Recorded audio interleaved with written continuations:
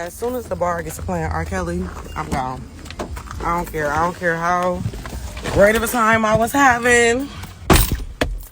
In the car, pack it up, let's go.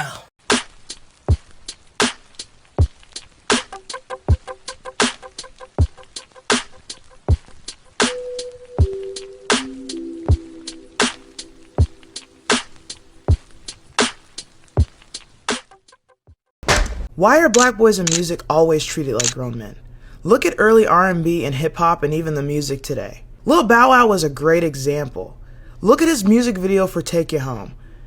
He is a child, yet the song is about romantic pursuit instead of childhood, and even features grown women wanting to take him home.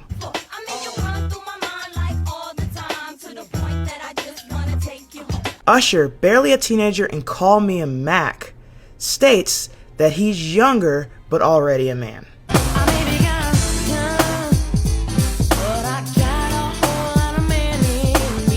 Chris Brown was still a teenager when Gimme That dropped, and it focused on him being a young man trying to pursue an older woman or girl for you know what. Yo, so we back in here for another edition of F-ya-Motha, and every now and again I go on TikTok and you got these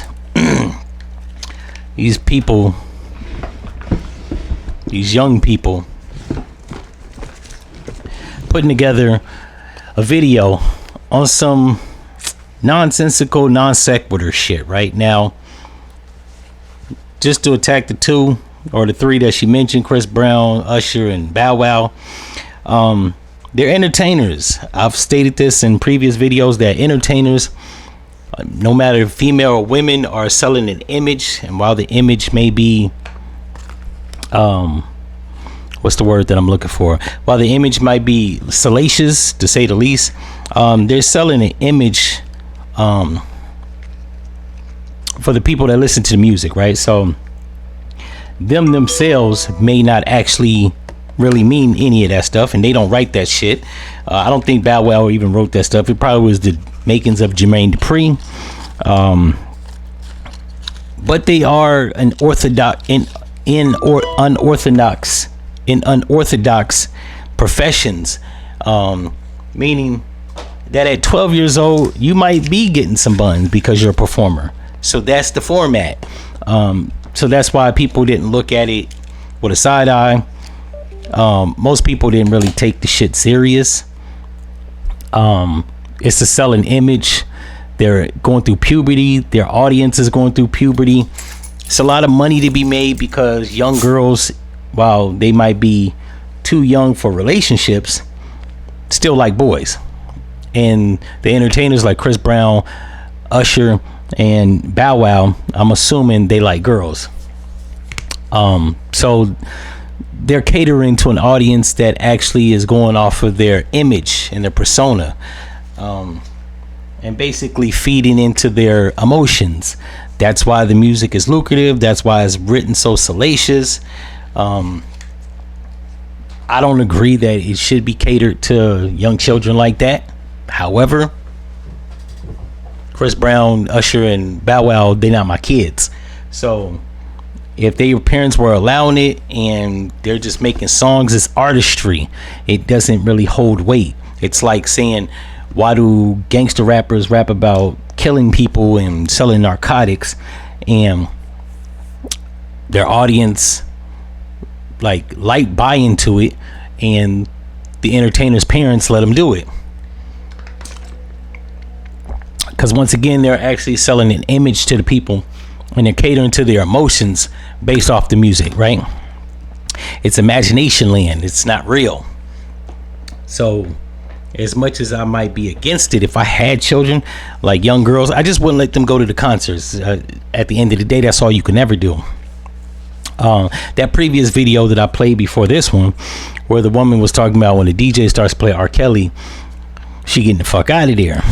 I've stated this in a previous video. It didn't get no hits because I think Instagram might have shadow banned it, right? Didn't let nobody see it for some reason, and he was trending. It didn't get in the algorithm, so you know, YouTube be blocking my shit. I said that I don't give a fuck what Kels did. I'm still gonna listen to the music because It's a part of my childhood. Once again, it's artistry. What he does in real life has really no bearing effect on what he presents in music. That's ludicrous to say the least, because it's like, if you believe into the image that the artist actually portrays, then one could use the argument that you could buy into the image of Arnold Schwarzenegger or Sylvester Stallone or Jason Statham, or hell, even Keanu Reeves shooting 100 motherfuckers. They don't really do that. That's something that they portray for an audience that want to see that. And the music is no different. Now, unlike the movies and TV, music is audio, not visual, but it's still an image that they're projecting. Like I said, the lyrics may be salacious to say the least. They're written by adults. It's not illegal. While it may be pushing the line expressively, at the end of the day, it's just music, and its artistry should not be taken serious. I didn't listen to gangster music and think that most of the people that I listened to were stomped down killers, with the exception of DMX and maybe G-Dep, realistically and literally. So I don't think people should buy into the whole, like, why are they singing about stuff like this? They were only kids. Chris Brown, I think, was 16. That's the age of where you start getting, like, having sex. So I think with him, I think it fit the format. That's usually typically when young men start having intercourse between 16 and 18.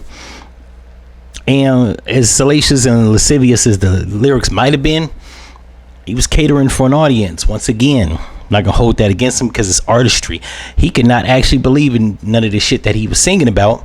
He's catering to an audience that likes his artistry and the stuff that he does sing about.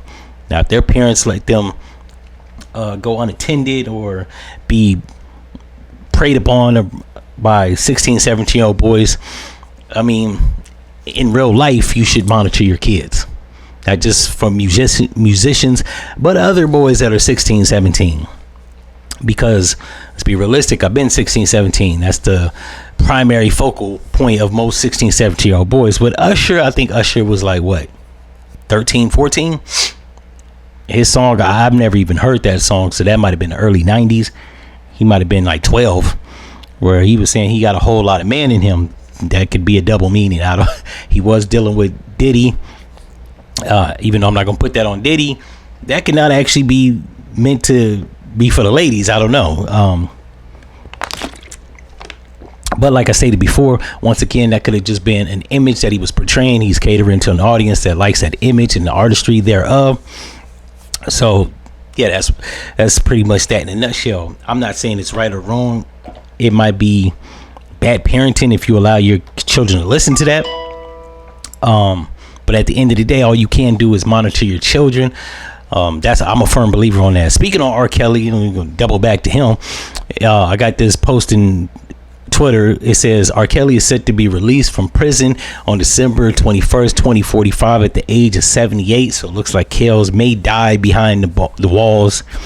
And for him, even though it was just music, he is, I guess, paying recompense to shit he did. Now, yeah, I don't think he ever made a song about peeing on girls or lascivious shit with minors. So then there's that. In any event, if y'all like this episode, like, comment, and subscribe. Also, if you'd like to support the machine, so that I can give y'all more material more frequently, you can hit the link in my description box to my online merch store. Get you a shirt, hoodie, hat, whatever. I think I got hats up there. I got to put them up there if I don't, but I know I got shirts and hoodies and maybe some artwork. Check that out. You might be, if you're a fan of the show, you might like the merch. In any event, I'm out.